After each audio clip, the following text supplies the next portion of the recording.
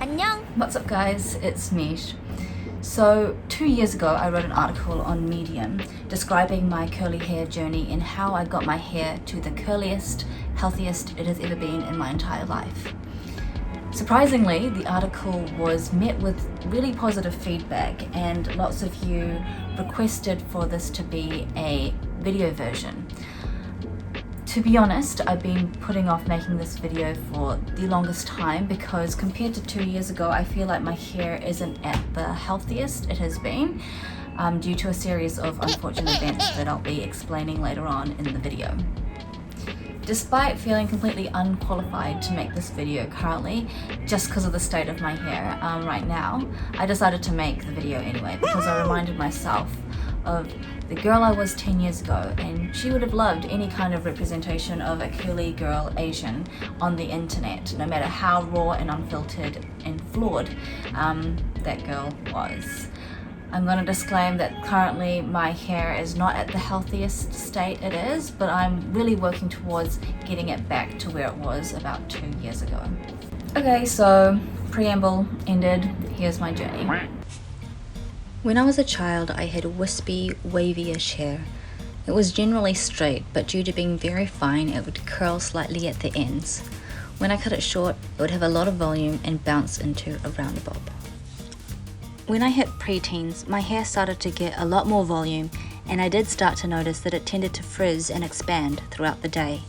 At this time, I don't think I really cared, but my mum found it hard to know what to do with it.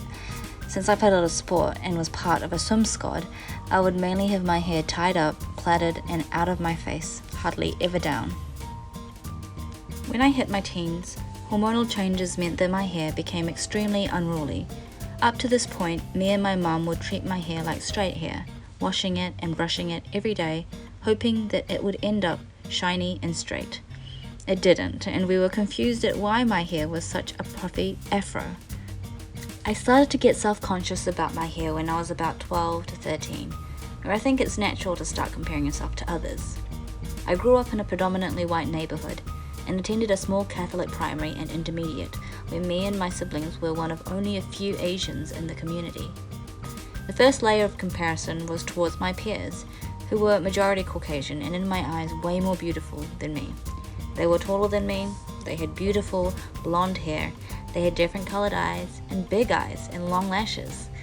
I remember getting ready to go to school discos with my friends and realizing that the eyeshadows and hairstyles that looked so nice on my friends would look terrible on me. I felt like something was wrong with me, and I remember having such a deep desire to want to look like my friends. The second layer of comparison was toward the minimal Asian population I had around me. This included my immediate family, my extended family, who were all overseas, and media. What I saw on my siblings, my parents, my extended family, and pretty much any Asian on TV, or even on the streets, was this luscious, shiny head of straight black hair. It was the one feature that Asians were known for, and I was really angry that I hadn't gotten the one aesthetic feature that was actually coveted by other ethnicities. It was during this time that I discovered hair straighteners, and would spend hours at night trying to straighten my hair for the week. My angel mother would help me straighten my hair on the weekends, while I would religiously re-straighten throughout the week and avoid washing my hair as much as possible. During this time, I remember taking showers and praying to God that my hair would dry just like it was when it was wet. One day my mum took me to a Korean hair salon, and when they saw my hair, they excitedly told me about a treatment that would permanently straighten my hair.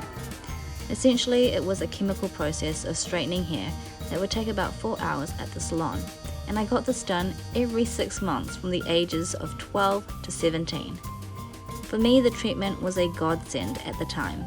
I could finally go swimming and not have to worry about my hair afterwards. I didn't have to spend hours every week straightening my hair after every wash. I could finally have the low maintenance, effortless, straight hair like everyone else I knew. What I didn't fully realize at the time was that the process probably wasn't the best for the health of my hair. I also didn't realize that heat styling, especially without heat protectant sprays, would eventually fry my hair. It all seems so obvious now, but at the time, there wasn't much information about the curly girl method, let alone healthy hair practices on the internet. Even the supposed hair specialists, the hairdressers I'd go to, would always continue to recommend the chemical straightening. Inevitably, my hair became extremely dry and damaged by the time I got to my final year of high school, and it didn't help that I would still straighten my hair between chemical straightening sessions to hide any regrowth. Going to university was a big moment for me. I moved out of home, left my home city, and I learnt that getting my hair chemically straightened every 6 months was probably a luxury that a first-year university student could not afford. This was when I began to really put effort into looking for any information about how to get my hair healthy and back to a natural state. At the time, I didn't even realize I had curly hair. I just thought I had really bushy, frizzy hair. It was only until I happened across blogs written by women with curly, wavy, and coily hair that I started to notice similarities between my hair and theirs. This started the next 7 to 10 years of transitioning into my natural hair and trying as best as I could to follow the basic commandments of the curly girl method. Was it a linear journey? Far from it. I went through months of dedication to the curls, followed by complete dejection at how long it was taking to see any results. I would trial all kinds of products and wash day routines, only to be rewarded with hair that did not look like the people I was seeing on the blogs or YouTube videos I was following. For those of you who have successfully transitioned into your natural hair, you also know how long it can take to fully grow out damage. And I have to be completely honest in that there were some years when I really lost my patience, and I got my hair straightened and even bleached blonde out of pure frustration at the state of it. I mean, hair is such a big contributor to your overall look, and I was just not happy with how I looked in general. University was stressful, and the drinking and the less than nourishing meals meant that I also gained so much weight during this time, which didn't help in my overall confidence. My hair was the one thing that I'd been putting so much effort in, with nothing to show for it. I can't remember what it was, but one day, shortly after handing in my thesis and saying goodbye to 5 years of university, I just decided that I didn't want to spend more money damaging my hair. About 3 years ago, I dedicated myself to following the rules of the curly girl method. I got rid of all my heating tools, I haven't gotten my hair chemically straightened since then, and actively sought out curly hair professionals. I think that a contributing factor to my dedication was that curly hair was getting more coverage in media, and more people were starting to share their journey, tips, and even product recommendations on the internet. After watching the Korean drama Cheese in the Trap, my mum even started to say how beautiful curly hair could be. I felt that I'd finally been given the permission by society and even my family that it might not be such a bad thing to not have straight hair. Easter of 2019, I flew to Melbourne to visit a friend while also managing to book an appointment with Christine at Neil Loves Curls. I had been following their Instagram for a few months and couldn't believe the transformations that were being documented. My hair related to almost all of their before pictures. I went into that appointment with such excitement but also nervousness.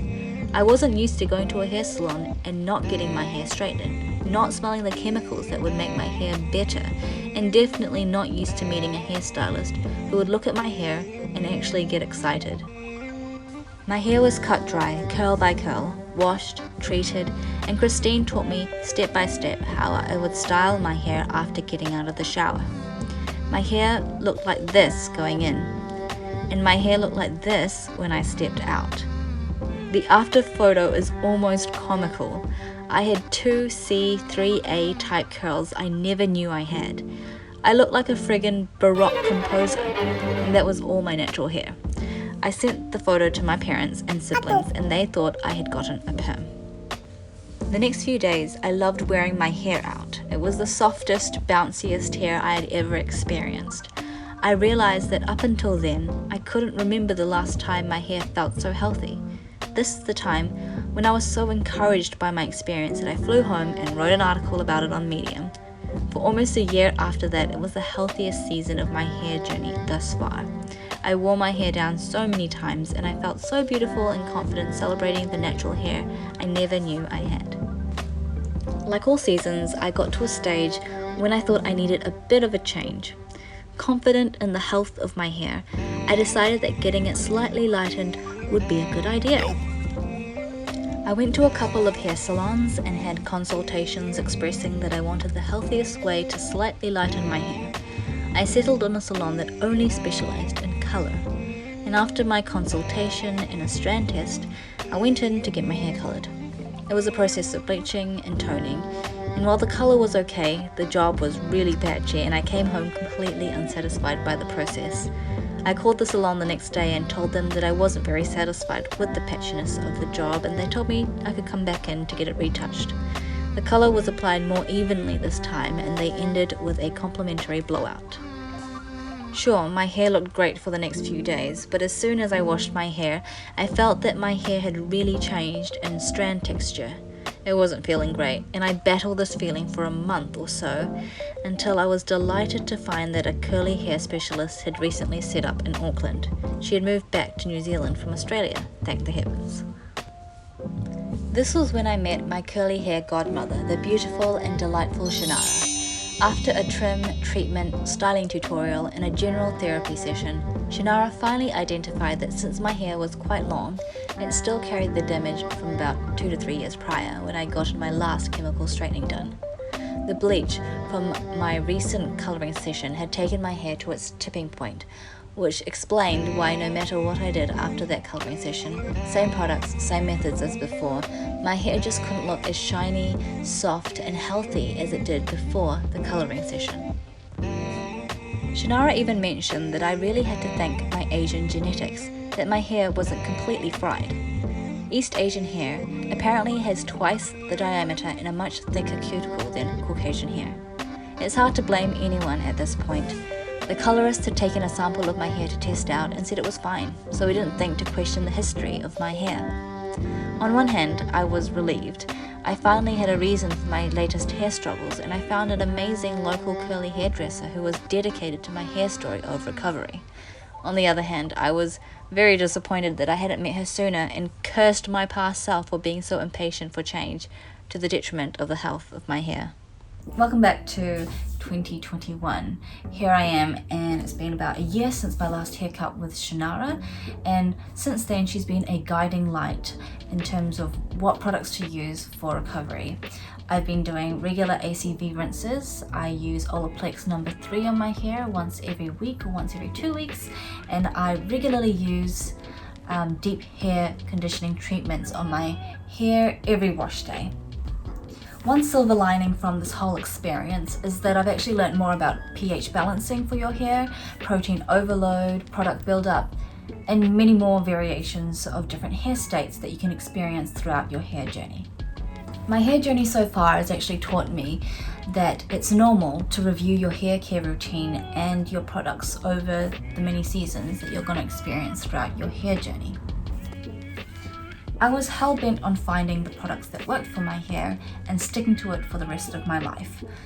But you know what? Seasons change, and literally things like location, humidity, the water that comes out of your shower tap, your hormones, sun exposure, and even product buildup, silly escapades to the hair colorist without knowing your hair history, which I do not recommend, are all factors that influence what kind of products would best suit and serve your hair in different seasons of your curly hair journey. Looking back at my journey so far, I've actually progressed a lot since when I first started, and that's actually something that I'm very proud of. Despite small blips here and there, I'm only human, and I hope that you actually got some encouragement and even a sense of camaraderie from hearing my raw, unfiltered, and to be continued story that we're actually all a part of.